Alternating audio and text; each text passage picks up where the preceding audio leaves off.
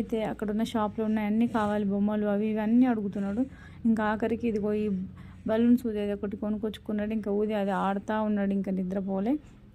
ఇంకా మార్నింగ్ అయితే రెడీ చేసేస్తున్నాయి ఇక్కడ క్రిస్మస్ డ్రెస్లో, శాంటాక్లాస్ డ్రెస్లో రెడీ అయితే చేస్తున్నాను అనమాట.